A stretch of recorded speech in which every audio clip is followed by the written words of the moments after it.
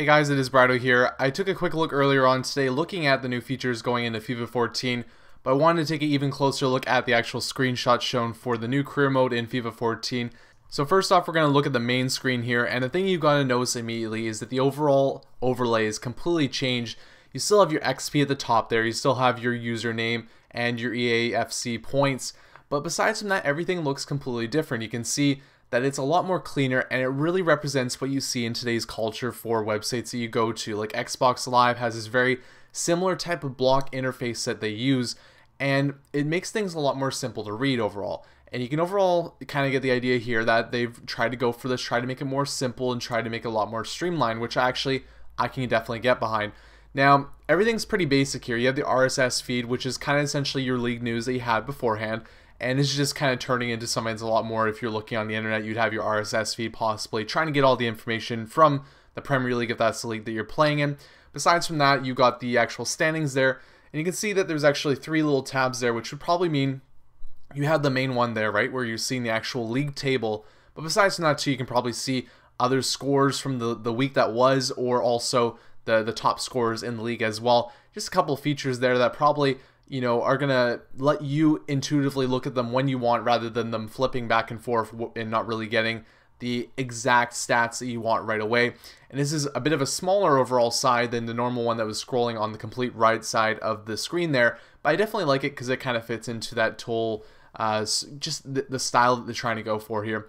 And on top of that too, you got the 5 different ones setting up there, and I think this is also going to be more kind of the league news is the RSS feed, and that's going to be probably more of the team news that you're going to have, because you have the preview there. You probably go through those other 4 ones, so you'll talk about maybe an injury happening, how a player's been doing quite well, or something completely different too, but pretty simple, pretty basic there. Still nice to see.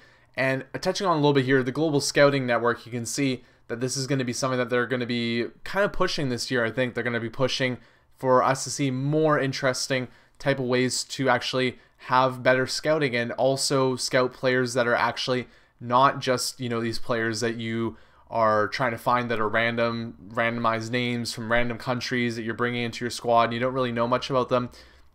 They're really talking about the fact that they're going to make it very specific. You can find what you want when you want for the scouted players, and I think also you're not going to really know as much about the other team's players, because if you look at the other screen that we're going to have in a second, everything's kind of not really laid out. You don't see Kieran Clark there, 78 overall. It's Kieran Clark, center back. That's what he is. And if you want to go scout him, you got to go find out how much, you know, how well he is. Because if you really do go and, you know, try and transfer for a player in real life, you do not know that his stat is 90 pace. You know for a fact that he's a strong player, he's quite quick, but you need to actually go and scout, and you need to find this out. And if they make this a key feature for actual, you know, career mode play, I would be absolutely ecstatic, because you know what this means is you could screw up on a transfer. You could think, that player looks pretty good, I'm going to go with him there.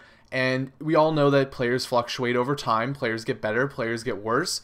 What if you're 6 seasons into your career mode and you have no clue no more what's going on, unless maybe you go onto the internet and you find it out yourself. But for a purist like myself, maybe that doesn't want to do that, that makes this whole mode way more interesting down the line. When you have all these players you don't know anything about, and you have to go scout to find out what type of player they are.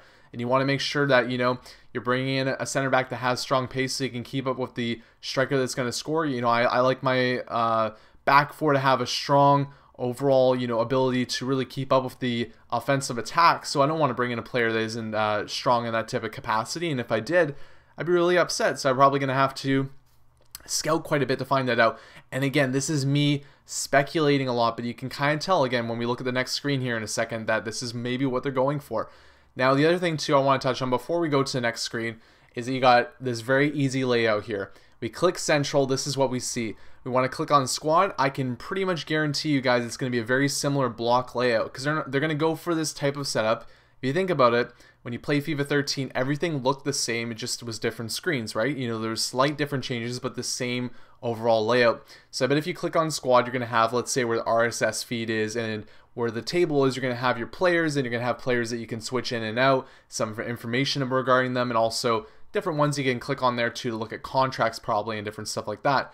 And again, same thing, transfers, office, and season are probably going to be all these things that are going to be very intuitive, very easy to see, and very laid out for your eyes right there, right for you to see right at that point.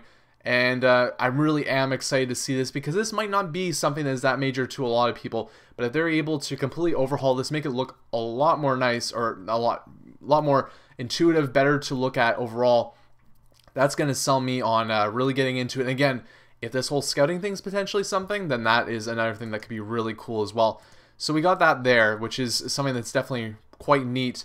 But the other thing I want to look at here too, I'm just scrolling to the picture here.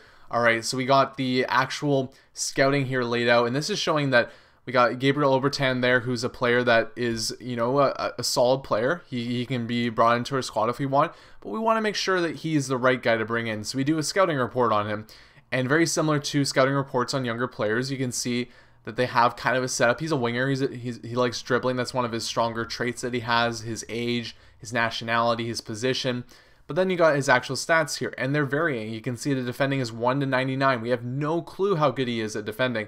We have a pretty good idea that he's not that great, or doesn't have that great of a shot. So I think this is really kind of pointing at the point that you do not see an overall here. You do not see any of that information at all, and everything laid out there looks like it's stuff that I've actually had to go and find out this information. And you can see the other players here too, exact same thing. Same thing with the scouting report though. Look at the screen, kind of saying the same thing. Very similar layout. You know, have a little bit of a different thing going on here. And you know how we were able to flip through the screens before. There's those 3 little markers there at the bottom.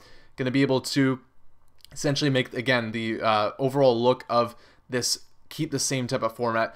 But for the scouting report too, you can look at your attackers, your midfielders, defenders, goalkeepers. When I go to my view shortlist, it is kind of a big pain in the butt. If I have a massive shortlist, I want to keep my information. I want to know who I like, who I don't like. I don't want to delete people. But if I'm trying to find that one player and I have over like 100 players on my list, that is very hard to go through. If they're able to split that up, make it a lot more nice looking in this type of facet, then that's going to be something that really, to me, seems like a very good way to go. So that's pretty much all I have to say about this, guys. I hope this was, you know, at least a little bit more kind of digging into something here, because I was talking about the basics last episode. This is really kind of looking at these two main pictures here and just dissecting them, trying to find as much info as I can. But that is my guess. You're going to be scouting these players, you're going to be finding out about these players, and you will not know their actual stats until you bring them into your squad. And again, if that is true, then that'll be pretty fantastic. Let me know if you think of these ideas, if you have any other ideas as well, any kind of things that you're speculating from these screens. Let me know in the comments below and we can discuss away. Thanks guys for watching.